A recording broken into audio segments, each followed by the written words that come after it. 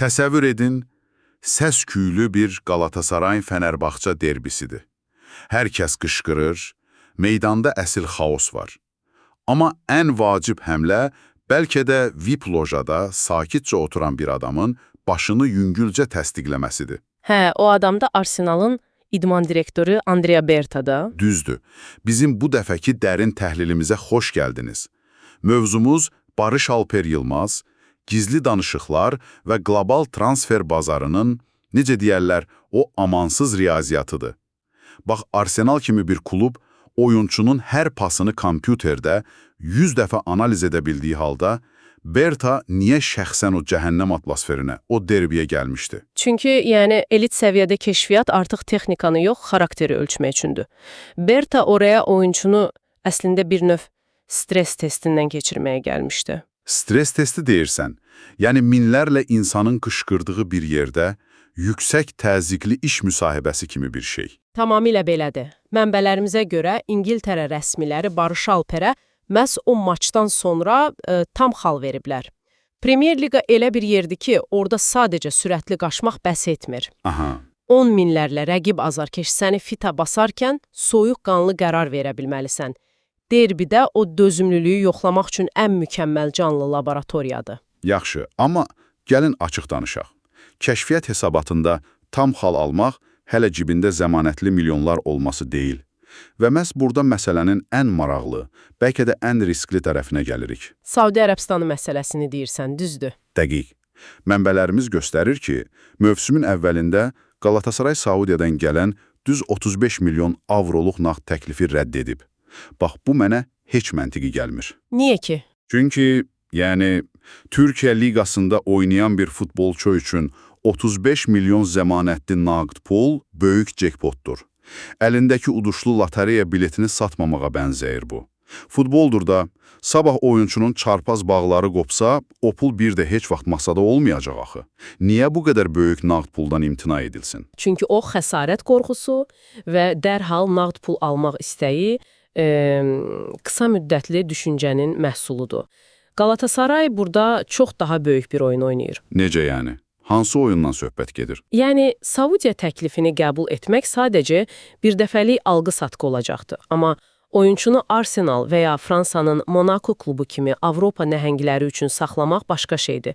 Bunu gələcəyi parlaq bir şirkətin səhmlərini birjaya, IPO-ya çıxarmağa bənzətmək olar. Deməli, Premier Liqa Qalatasaray üçün sadəcə futbol prestiji deyil. Xeyr, qətiyyən. Bu kəskin bir kommersiya çarpanıdır. İngiltərəyə transfer olmaq oyunçunun qlobal marka dəyərini, sponsorluq potensialını anında artırır. Və yəqin ki, Arsenal və Monaco arasında bir hərraz yaradırlar, eləmi? Tam olaraq. Strateji bir auksiyon yaradaraq futbolçunu qlobal aktivə çevirirlər. Onlar ehtimal edirlər ki, bu strateji gediş sonda Saudiyanın o nağd pulundan qat-qat çox pul gətirəcək. Bertana'nın dərbiyə gəlişi də bu riskli planın işlədiyini göstərir. Çox maraqlıdır. Amma mənbələri oxuyanda mən başqa bir detal da gördüm. Bu yüksələn dəyər Qalatasarayın özü üçün hazırda masada saatlı bombaya çevrilir axı. Hə, o 20%lik satış payı maddəsini nəzərdə tutursan. Bəli, dinləyicilərimiz yəqin ki bilirlər. Sənədlərə görə Barış'ın gələcək transfer gəlirinin 20%-i onun keçmiş klubu keçir öncüyünə çatmalıdır. Yəni evi satırsan, amma gəlirin 20%-ni köhnə ev sahibinə verməlisən. Və indi Qalatasaray qəfildən təcili olaraq bu maddəni ləğv etmək üçün görüşlər planlaşdırır. Bəli, çünki qarşıdan Dünya Kuboku gəlir. Bax, mən də elə bunu soruşmaq istəyirəm. Bütün bunlar nə deməkdir? Hər kəsin izlədiyi o Dünya Kuboku bu danışıqların vaxtını niyə belə təcili olaraq amansızcasına tezləşdirir? Səbəb sadədir. Dünya Kuboku qlobal transfer bazarında qiymətləri süni şəkildə qaldıran ən böyük motordur. Təsəvvür et, oyunçu orada cəmi 2-3 yaxşı maç çıxarır və qiymət dərhal uçur. Dəqiq. Dəyəri anidən 30 milyondan 50 və ya 60 milyona fırlana bilər. Vay, bu dəhşətdir. Bu hər kəs üçün əla səslənir, amma iqtisadi tərəfinə baxaq, əgər qiymət 60 milyona qalxsa, Qalatasaray o 20%lik paya görə keçörən gücünə azı 12 milyon avro ödəməli olacaq. Yəni zaman onların əleyhinə işləyir. İndi aydın oldu. Yəni gözləyə bilməzlər. Dünya Kupokunda bu böyük sıçrayış baş verməmişdən əvvəl Galatasaray bu məsələni bağlamalıdır. Yəqin ki, indidən 2-3 milyon verib o faizi bir dəfəlik satın almağa çalışırlar. Bəli, riyaziyyat tam olaraq budur. İndi kiçik məbləğlə o maddəni bağlayıb, turnirdən sonra itirə biləcəkləri 10 milyonları xilas edirlər. Bu, necə deyərlər, artıq idman deyil, Wall Street səviyyəsində bir risk menecmentidir. Deməli, ortada inanılmaz bir zəncirvari reaksiya var. Arsenalın o kəşfiyyatı Saudiya milyonlarını rədd etməyin doğru qərar olduğunu sübut edir.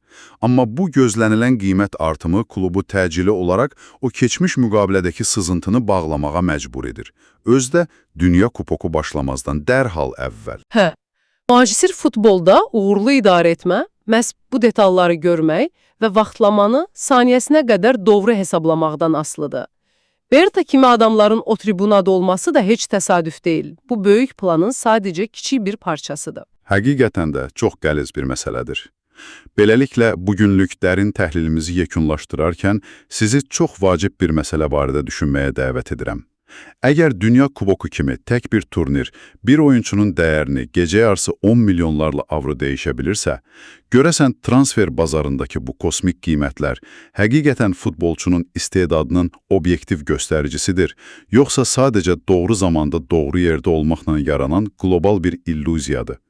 Özünüz üçün bu sualın cavabını axtarın. Bizimlə bu müzakirədə olduğunuz üçün təşəkkürlər.